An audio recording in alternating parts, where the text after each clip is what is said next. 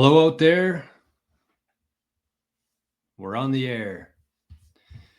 Welcome to a rare recorded version of the Daily Bitcoin Journey.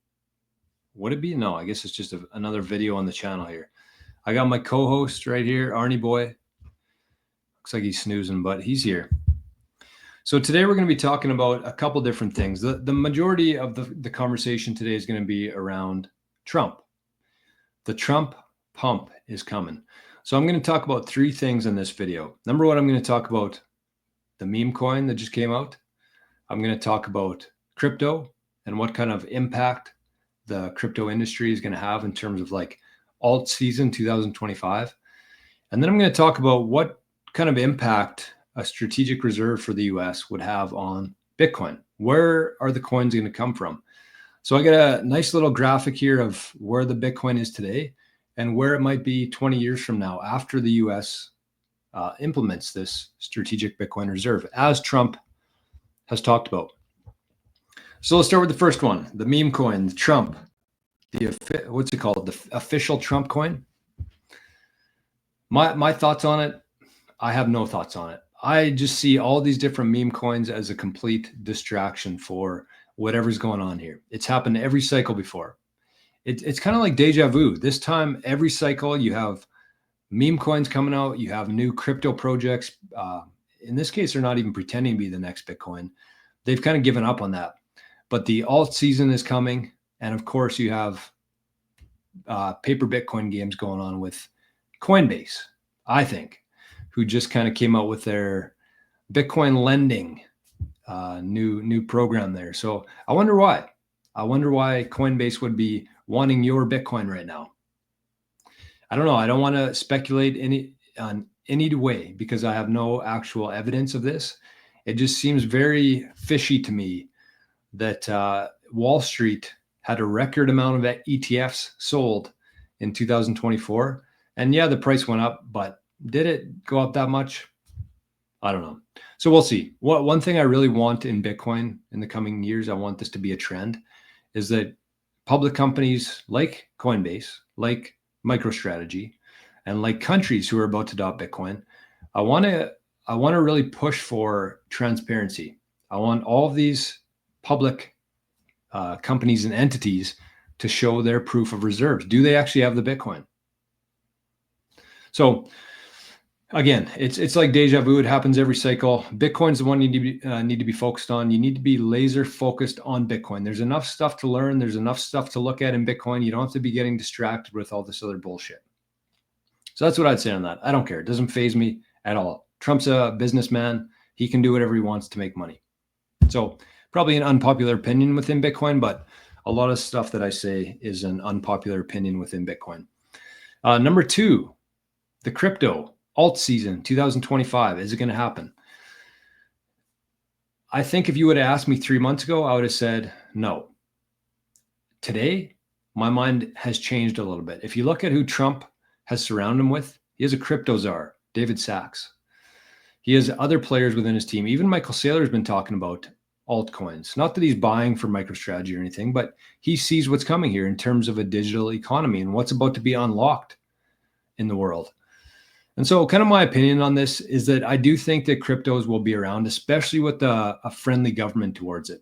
Because you have to keep in mind here, for the last 4 years with Biden and Kamala, they've basically not only been against it, they've actually prosecuted people within this space.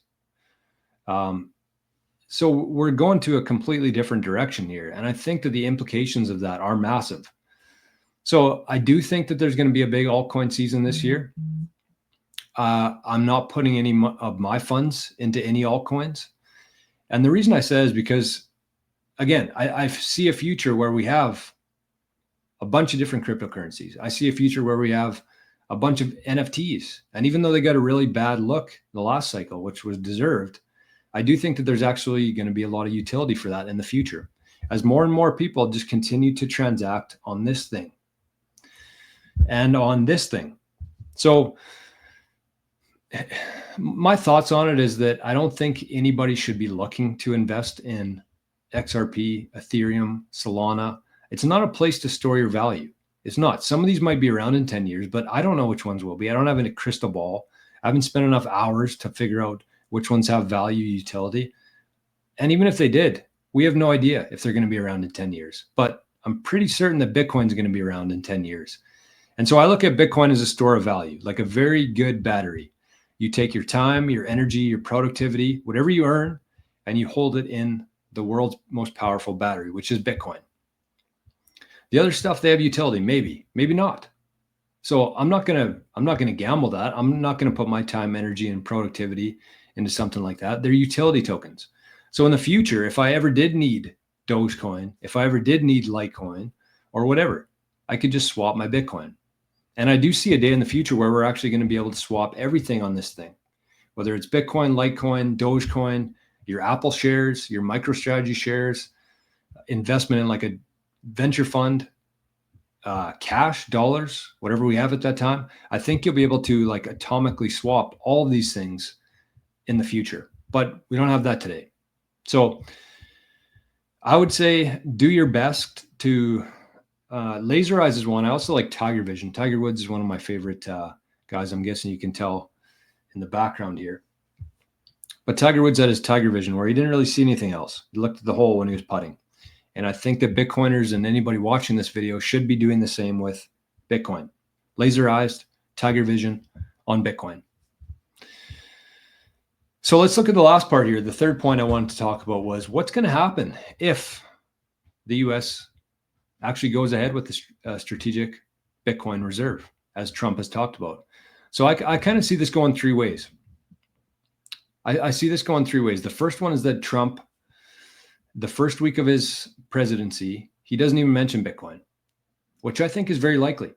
Because if you think about all the problems in the USA right now between the border, between the border being the main one, but the crime within the cities, there's so much to repair. The inflation, there's so much to repair within the US ahead of Bitcoin. Bitcoin's going to, have a big impact on all this over time, but for the most part, American citizens don't really care about Bitcoin. So I think that Trump might not mention Bitcoin for the first week or two. And what we're going to see with that is probably a dump, probably a crash. And I'm not saying this is going to happen, but it just wouldn't surprise me if Trump waited a little while to be talking about Bitcoin. So we'll see. If that happens, the price is probably going to drop because people will sell the news. But from there, it's going to, as soon as he implements something or signs an order or announces this strategic reserve, it's just going to go. So that's kind of one scenario that plays out. Second one is that he actually does mention it very early on, and we see that pretty quick. Because you have to remember that not only is Trump probably the most influential person on the planet, but the US is the most influential country on the planet. And when they see Trump talking about Bitcoin and that they're going to be buying Bitcoin for their strategic reserve, every other country is going to be on notice. And this is where the game theory of Bitcoin plays out, where you see Russia, you see China, you see the UAE. Every country on earth is going to take note as soon as Trump makes that announcement. So that's the second one. I think that's very bullish for Bitcoin. I think if that happens, 2025, 2026 and beyond, is going to be very good for Bitcoin. The third option here, this is what could play out. This would be the craziest one. If Trump actually goes ahead and with this strategic reserve, but instead of just buying Bitcoin, printing money, he actually talks about selling gold. So the US is going to sell their gold certificates or their gold for Bitcoin. If that happens, because you have to keep in mind here that the majority of countries around the world are holding gold as their reserve asset. China, Russia, India, Dubai, or UAE, they're all holding gold as their strategic reserve right now. And so if Trump announces that he's trading his gold for Bitcoin, that's going to flood the market with gold. And who's buying it? Do you think that China is going to line up and buy it after the US just dumped it all? So the price is going to go down. I mean, gold over time is fairly stable, so I don't expect any real big movements. But it would have a big, psychological impact for China, Russia, and all these other countries who are storing their country's wealth in gold. So I think that's probably the most bullish case for Bitcoin for the next decade is that Trump makes an announcement about trading their gold for Bitcoin, and it could happen. I'd say that the odds of that are fairly low, but they're definitely not zero. So let's look at kind of where the chips are right now before Trump takes office in the US. Let's take a look. So I kind of made a little bit of a spreadsheet here talking about who owns what. You can see all these, and you can actually go to bitcointreasuries.net. Gives a really good chart and analysis of who owns what. So this is where all these numbers come from. This is made by CoinKite NVK with the cold card. That's who keeps track of this. So this is very up to date and very good resource. So that's where all these numbers are from. So we're going to go down here, though. I'm going to zoom in on this. This is the kind of where we stand right now in terms of the Bitcoin. Who owns the Bitcoin? That's what this is demonstrating here. So you can see public companies. That includes MicroStrategy. That includes Tesla. That includes Marathon. So these are all the public companies. They own about 2.74% right now. This was about a couple of weeks ago when I made this, but fairly accurate. So public companies hold about 576,000 Bitcoin right now for 2.7% of the supply. ETFs, so it's BlackRock, Fidelity. Those are the two big ones in there. But they got 6% already after 1 year. If you look at the chart comparing the Bitcoin ETF, first year of the Bitcoin ETF versus the previous best performing ETF or the most successful ETF launch was gold. If you compare those two, it's crazy. I encourage you, go check out the difference between gold ETF and Bitcoin ETF year one. So they gobbled up 1.2 million Bitcoin in 1 year since this time last year. 1.2 million Bitcoin, 6% of the supply. DeFi, I would say that they're not completely irrelevant, but fairly irrelevant. They got 0.71%. And then you look at private companies. That would be who?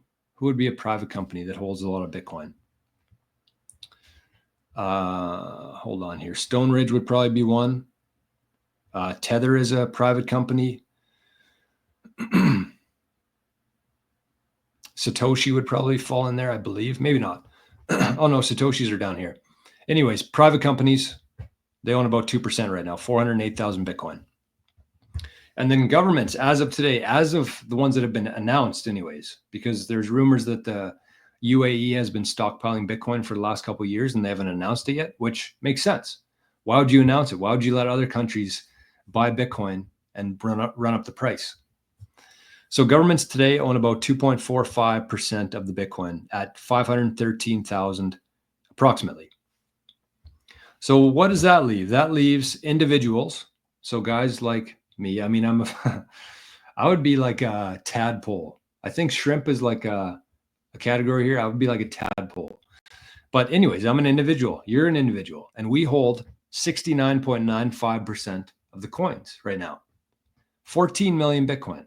So that's the benefit that we have here before Wall Street showed up, before the countries are showing up, before the strategic Bitcoin reserve. It was individuals who were able to accumulate this Bitcoin.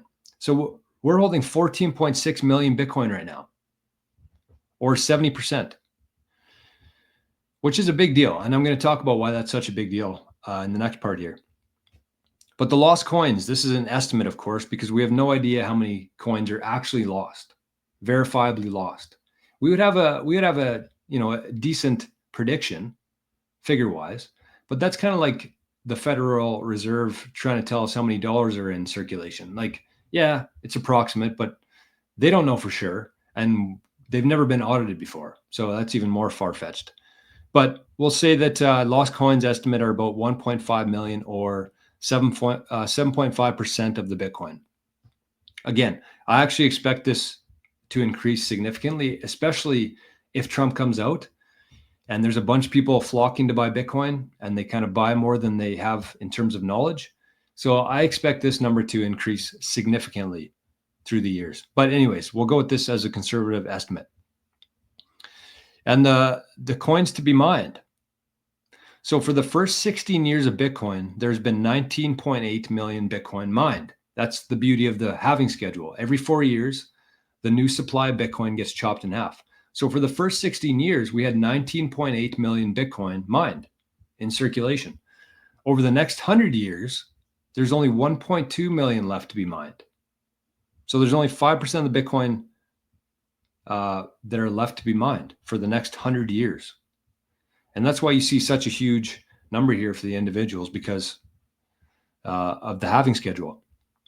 And the Satoshi wallet has just under 1 million coins, 968,000 for 4.61%. So let's fast forward here. Let's assume that Trump, sometime within the next couple of years, sometimes within his term, he's going to announce this strategic Bitcoin reserve. And there's actually people out there who think that, well, the plan is for them to buy 1 million coins over the next 4 or 5 years. 1 million coins. That's what Trump's been talking about. That's what Cynthia Lummis has been talking about. And that's kind of the expectation right now, is that the US is going to try to get 1 million coins.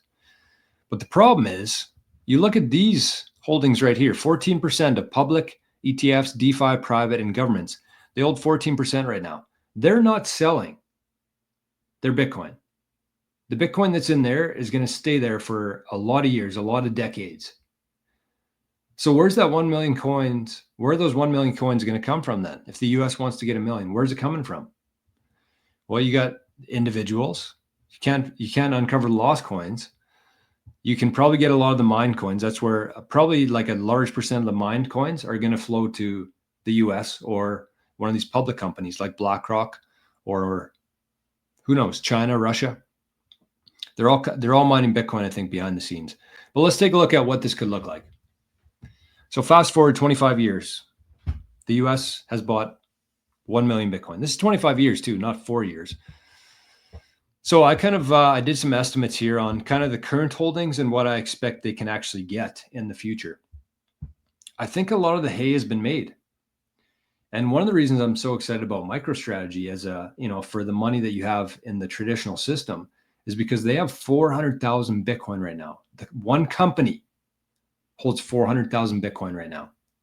Nobody's ever going to catch them. No company. Countries might not even catch MicroStrategy. And if you consider Bitcoin to be digital capital, like I do, capital and currency, then the implications of that are going to be astronomical and very much unfathomable at this point. We can't comprehend that, what kind of impact it's going to have on the future. So that's just an aside there in terms of MicroStrategy and just how hard it's going to be for future entities, governments, companies to get Bitcoin. Because it's the only asset in history. There's never been an asset like Bitcoin with a truly fixed supply. That's why this matters. So you look at public companies now, they have 1 million coins. I predict for the next 25 years, they'll get about 500,000 more coins, maybe. ETFs, based on the pace that they're at right now, I expect them to get another 700. These are the updated amounts. This is the original, what they have today, plus my estimate here. So again, they have 500,000 today. I expect another 500,000 in the 25 years. So that'll bring their totals to 1 million Bitcoin. ETFs, I expect that they'll add approximately 700,000 more Bitcoin to their number, just under 2 million total. So again, that's BlackRock, Fidelity, the big boys, Wall Street. DeFi, I didn't add any because they're kind of just there. I mean, they're 1%, but we'll see. This will probably fluctuate maybe up to 1%, maybe, but not enough to care about too much. Private companies, I said they'd have about maybe 200,000 coins in the future, more, just based on their current holdings, their current accumulation that they've had. So bringing their total to about 3%. But governments, this is the big one here. This is the one that I expect to go up because they have the ability to print money. So we're going to say that the US, where was this here? 2 million. Oh, I got to move over a bit. So I estimate over the next 25 years that the countries will get about 2 million coins. And the reason I say is because US going to get 1 million. That's their goal. And I expect to do that. I expect if Trump's going in on this, they're going to do it. It's going to be difficult. But from what I've heard, they're going to buy 200,000 Bitcoin per year for 5 years. And they're going to do it all on the open market, all on the exchanges. So that's going to have a huge implication on the price of Bitcoin. Again, this is still just like what I've heard, this is just rumors right now, and we'll see how this thing plays out. So that's 1 million coins of this 2 million to be added. And then you got China, probably the US's biggest competitor.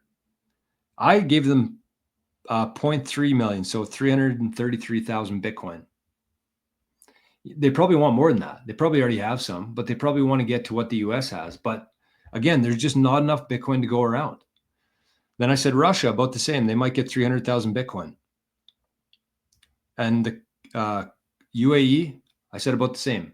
So these are the countries that I see having the biggest impact within Bitcoin. And that's a total of 2 million Bitcoin. Plus, you have India in there, you have Canada. I don't know how much Canada will have at the end of this, other than Canadians themselves. But Canada has 0 gold, so I don't know how they plan on getting some Bitcoin. I guess we got to hook up some miners. So anyways, that brings up we'll call them the bad guys here, the bad guys, to about 30%. But you still have to ask yourself, where is that Bitcoin coming from? So I basically took this entire amount to be mined, 1.2 million. I put it into there. But that leaves, okay, so this is what? 4. So I said that about 4 million coins to be mined and from individuals. That's where they're going to have to come from. So 1.2 from mining and then 2.8 from individuals. That's the only place that these coins can come from, which is crazy. So again, the bad guys here, they need about 4 million Bitcoin if they want to keep going at the pace and try to stay relevant here. 1.2 million of that is going to come from future mining. I'm allocating like 100% of the newly mined coins. It'll be less than that, obviously, because people mine Bitcoin from home. But I do think that they're going to get the majority of the coins that are to be mined. Because if you think about BlackRock, they actually own significant holdings of like Riot, CleanSpark. They have about 15, 20% of all these mining companies. So I do expect a lot of, and plus countries will start mining Bitcoin themselves. So all of these coins here, the 1.2, are going to flow into the bad guys. So the rest of it is going to have to come from us. 2.8 million coins are going to have to come from us. So I got I forgot this was here, but I got the moral of the story. Number 1 is the longer you wait, the more they'll pay. And I'll explain that in a sec. The longer you wait, the more they're going to pay, because these coins can only come from 2 sources: mining, very small percentage, and us, individuals.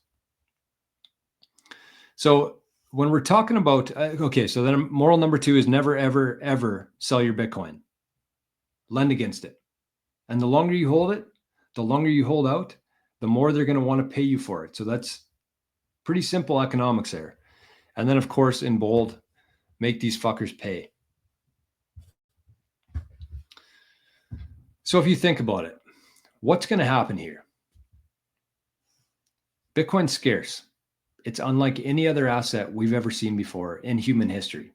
The only truly scarce asset. Gold would be the closest thing to Bitcoin. And if the price of gold went up to 100,000 per coin tomorrow, what would happen?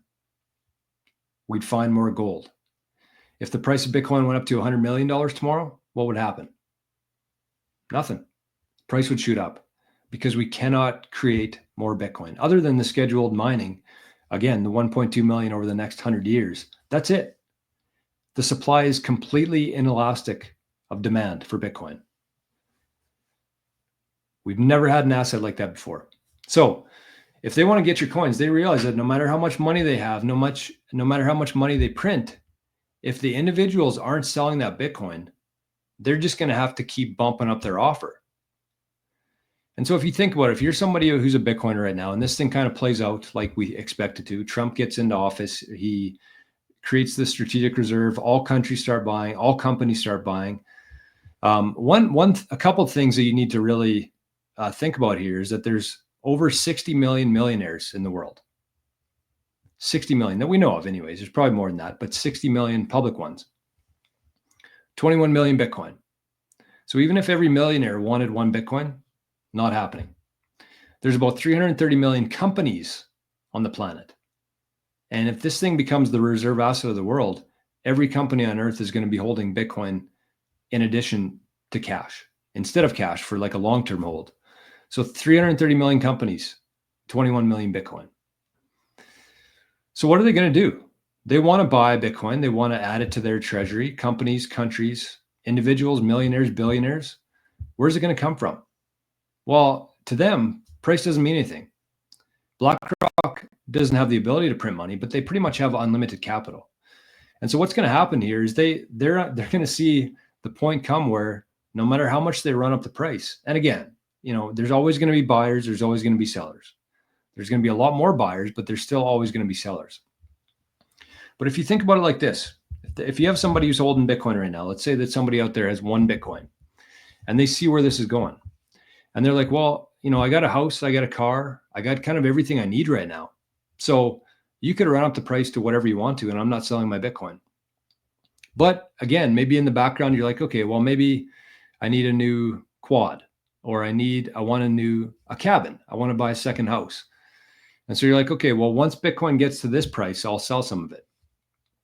So let's say that they run up the price, because that's the only thing that they can do here. They're either going to have to run up the price or they're going to have to seize the Bitcoin. It's only 2 options. They can't create more Bitcoin. So they run up the price. Let's say it gets to 1 million per coin, which would not surprise me. In 2025, if Bitcoin got to 1 million, I would be 0% surprised. So then you cash out maybe 5% of your holdings. You get, what would that be? 50 grand, enough for a down payment, maybe some payments in the future. So that's it. You don't need anything else. So you only gave them 5% of your Bitcoin. You got your cabin. And then what? But if you just held on a little bit longer, because how this is going to play out is that, let's say that, so some people sell, maybe they sell 1, 2, 5, 10% of their stack. That still doesn't give them what they need. So they're going to keep running it up. And the more that they run up the price, the less of it you're going to have to sell to buy whatever you need. That's the beauty of this whole thing here. And I really want you to wrap your head around that, because that's what's going to happen here in the coming decades. That exact scenario is going to play out, because again, in order for these companies or countries and companies to fulfill that $4 million goal, and that's like a conservative one. If it were up to them, they'd probably get half it or more. But let's say 4 million. So that's going to come from us. So they either have to run up the price so that we sell it, or they seize it. They come to your house, knock on your door, steal your Bitcoin. Could happen. Some countries might do that. But for the most part, we're going to go with they're going to run up the price, and they're going to try to get it from you. So the longer you wait, that's why I put the moral there, is the longer you wait, the more they're going to have to pay for it, because they cannot create Bitcoin. They can't print Bitcoin. It's a whole new dynamic here. So never, ever, ever sell your Bitcoin, lend against it. Hold on as long as you can until there's like a legitimate, reputable, convenient way to lend against your Bitcoin. Just hold off. Unless you need to like pay your rent or pay for some food, of course. But like the longer you wait, the more they're going to pay for this, and the less of your stack you're going to have to sell. So that's how I see this playing out. I didn't really come up with a way to end this video. It's usually, I usually do live shows, and I was going to do this one live just because I hate editing, but I'm not going to edit this one at all. So anyways, let's all just remember one more thing, that I don't have a crystal ball. I have no idea what's going to happen. This is just kind of my predictions in terms of what's going to happen with Trump. Long term, though, this is definitely going to play out, barring something catastrophic that none of us can foresee. So don't ever have timelines in Bitcoin. This is just kind of my predictions here. And the moral of the story is 3 things. Number 1, get as many sats as you can while you can, because there's going to come a day where you can no longer trade your fake assets for Bitcoin. You can today. You got $5, you can get 5,000 sats. There will come a day where you can't do that anymore. And I don't think it's too far away. So get as many sats as you can while you can. Look under your couch pillows, sell some old stuff around your house, get a second job for a few months, get as many sats as you can. The longer you wait, the more they will pay. Number 2. And number 3, never, ever, ever, ever sell your Bitcoin. Lend against it if you have to, if you need it.